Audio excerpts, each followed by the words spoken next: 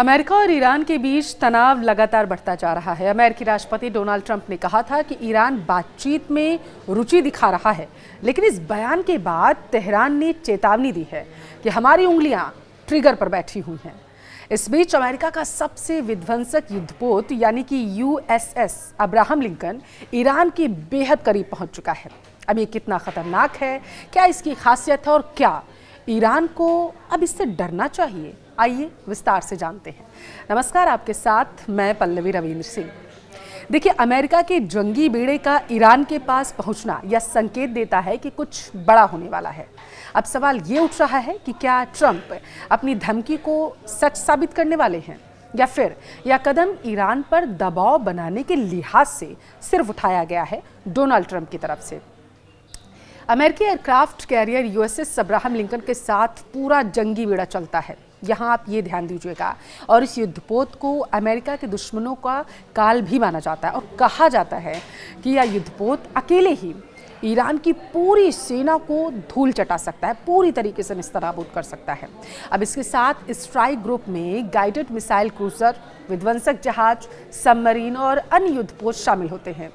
USS Abraham Lincoln को समुद्र में चलने वाला सबसे बड़ा जंगी बेड़ा माना जाता है और इस युद्धपोत पर अमेरिका के सबसे बड़ा घातक लड़ाकू विमान तैनात रहता है। दरअसल USS अब्राहम लिंकन जल, थल और नभ कहीं से भी युद्ध की स्थिति में दुश्मन पर प्रचंड सटीक प्रहार करने में सक्षम है। और अगर अमेरिकी राष्ट्रपति डोनाल्ड ट्रंप ने ईरान को नक्शे से मिटाने की अब धमकी दी है, तो इसके पीछे अमेरिका के पास मौजूद घातक हथियारों की ताकत भी है। रक्षा विशेषज्ञों का मानना है कि अमेरिका के पास ऐसे विध्वंसक हथियार हैं जो ईरान की पूरी सेना पर भारी पड़ सकता है। अमेरिका के कई खास हथियार सिस्टम ईरान के सैन्य ठिकानों और मिसाइल साइट्स जैसे कि खतरनाक टारगेट को चंद मिनटों में ही निशाना बना सकते हैं।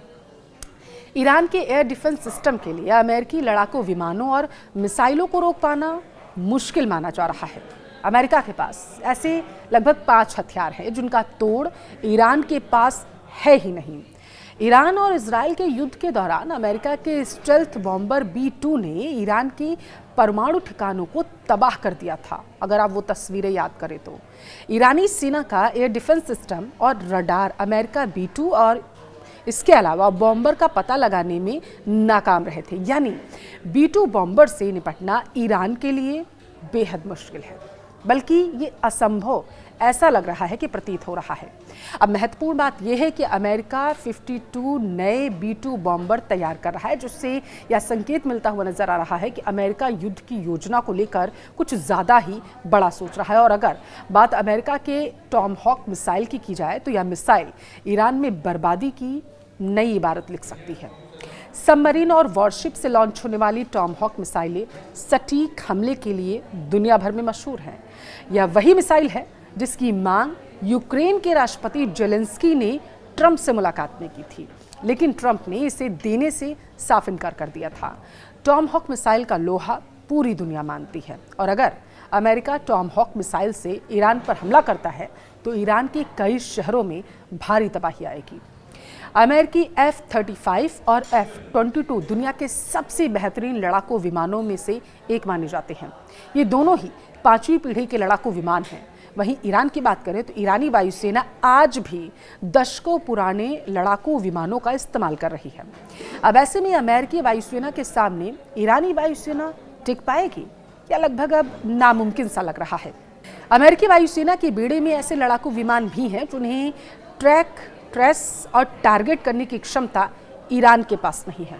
अमेरिकी MQ-9 रीपर एक खतरनाक ड्रोन है जो 50,000 फुट की ऊंचाई पर उड़ान भर सकता है और 1,850 किलोमीटर तक टारगेट को हिट भी कर सकता है।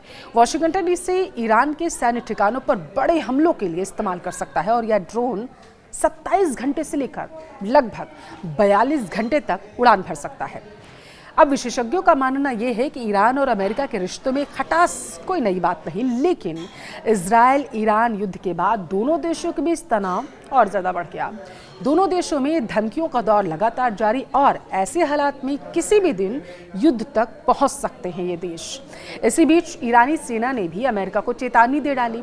ईरान की रेवोल्यूशनरी गार्ड्स की कमांडर ने वॉशिंगटन को चेतावनी दी कि बड़े पैमाने पर विरोध प्रदर्शन के बाद अमेरिकी सेना की उंगलियां ट्रिगर पर हैं। अमेरिका और ईरान में बढ़ते तनाव को देखते हुए इजराइल भी वॉर मोड में जाता हुआ नजर आ रहा। देखिए, देश में अलर्ट स्तर पर बढ़ाने के साथ ही लोगों को ही ईरान की ओर से किसी भी संभावित हमले से निपटने के लिए पुलिस, फायर ब्रिगेड और अन्य इमरजेंसी सेवाओं को सक्रिय कर दिया गया। आईडीएफ के chief of staff lieutenant general Eyal Zamir ने कहा है कि सेना किसी भी खतरे का सामना करने के लिए पूरी तरीके से तैयार। इजरायली अखबार द टाइम्स ऑफ इजराइल के अनुसार चीफ ऑफ स्टाफ ने कहा कि होम फ्रंट प्रशिक्षित और सक्षम है और हमारी सेना हाई अलर्ट पर है।